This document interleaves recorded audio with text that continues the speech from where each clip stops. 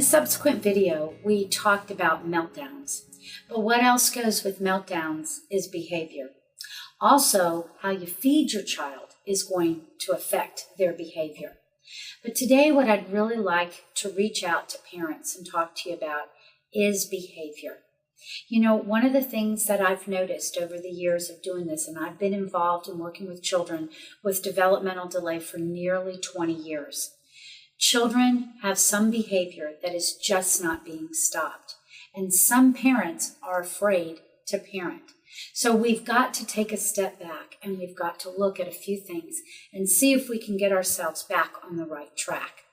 Children absolutely need their parents to bring those boundaries into perspective. Your little toddler, their brain waves are so different than your brain waves.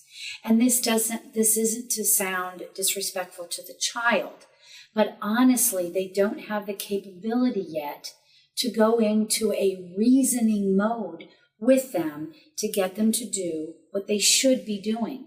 In fact, their brain waves are so different than ours that they really need the structure while they're going through development in order to make sure that they develop exactly the way that we expect them to. Joyful, happy, full of love, able to learn, be a contributing part to our society.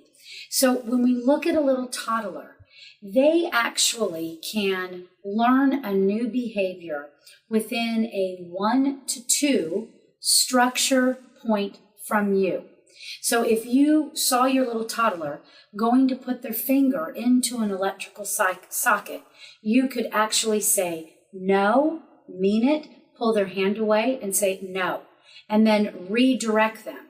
You may have to do it one more time, but if your child's development is going in the right direction, that's really all it should take. It should be very short answers.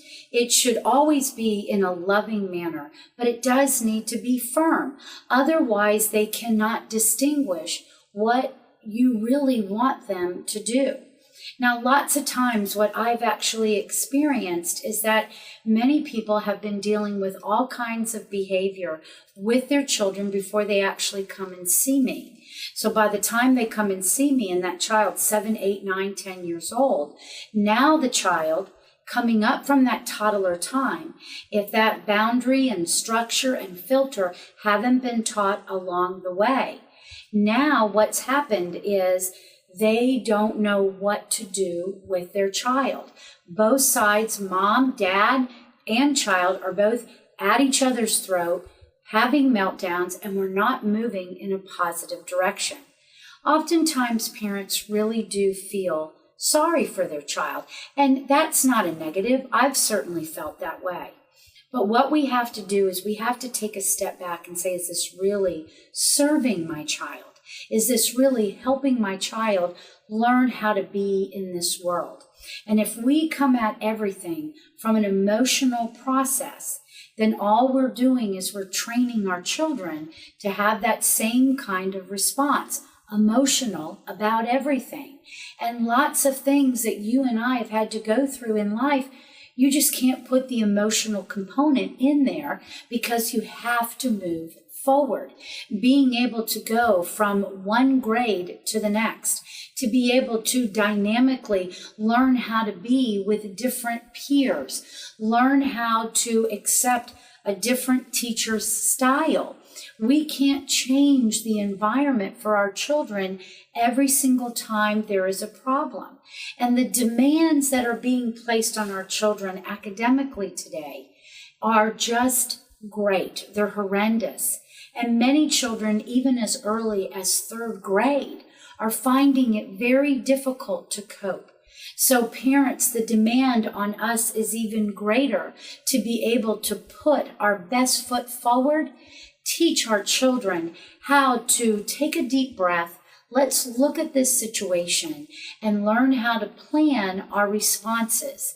This takes the lifetime of a child, and it starts with those first years giving very short answers, very direct commands to our children so that later on, when other authority figures come into their lives, they're not shattered by it.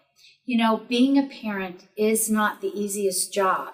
And if you ever want to sit down and discuss what may be going on with your child to see if it is a potential problem, please pick up the phone and give me a call, and I'll be happy to hear what's going on.